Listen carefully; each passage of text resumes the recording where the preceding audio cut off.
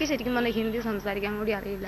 മുക്കി മൂളി വല്ലതും പറയുന്നല്ലാതെ ശരിക്കും പറഞ്ഞാൽ എനിക്ക് സംസാരിക്കാൻ കൂടി അറിയില്ല. പിന്നെ ഞാൻ എങ്ങനെ ഒരായിട്ട് ഇത്രയും നാൾ ഈ ഇട്ടാവട്ടത്തിൽ ജീവിക്കുന്ന ഞാൻ എവിടെ പോകണമെന്ന് ഞാൻ ആരുമായിട്ട് കണക്ട് ഉണ്ടെന്നാ പറഞ്ഞേ. ഹിന്ദി മര്യാദയ്ക്ക് സംസാരിക്കാൻ പോലും അറിയാത്ത തനിക്ക് അന്യസംസ്ഥാനക്കാരായ സുഹൃത്തുക്കളുണ്ടെന്ന് പറയുന്നത് പച്ചക്കള്ളമാണ്. തന്നെയും കുടുംബത്തെയും സമൂഹത്തിൽ ജീവിക്കാൻ അനുവദിക്കണമെന്നും ജിഷയുടെ സഹോദരി ദീപ പറഞ്ഞു. അല്ല, ഞാനൊരു കാര്യം ചോദിക്കട്ടെ, നിങ്ങൾ ഈ ന്യൂസും ചാനൽ വഴി നിങ്ങൾ എന്തിനും ഞങ്ങൾ ഇങ്ങനെ കൊന്നു പിഴിയണം? നിങ്ങൾക്ക് അതുകൊണ്ട് എന്ത് കിട്ടും? ദൈവത്തോട് നിങ്ങളുടെ ഒരു കാര്യം ഞാൻ പറയാം, ശരിയുള്ള കാര്യങ്ങൾ മാത്രം നിങ്ങൾ ചാനൽ വഴി പുറത്തിറക്കാവുള്ളൂ.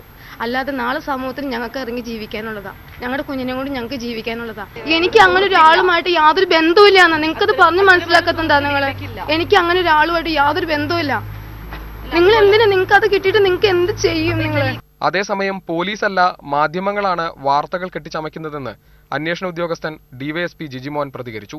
ഒരു കഥയും പോലീസിന്റേതായിട്ടില്ല, എല്ലാ മാധ്യമങ്ങൾക്കും മാത്രം ഉണ്ടാക്കുന്ന കഥകളാണ്. പോലീസ് ഒരു കഥയും പറഞ്ഞു എല്ലാവരെ കുറിച്ച് അന്വേഷിക്കുന്നുണ്ട്. ഇവിടെ നമ്മുടെ ഈ മേഖലയിലുള്ള എല്ലാ ആളുകളെ കുറിച്ചും എല്ലാ രീതിയിലും അന്വേഷണം നടന്നുകൊണ്ടിരിക്കുകയാണ്. അപ്പൊ പിന്നെ നമുക്ക് ഒരാളെ കുറിച്ച് പറയണ്ടല്ലോ. ലിജോ വർഗീസ്, മീഡിയ 1, കൊച്ചി.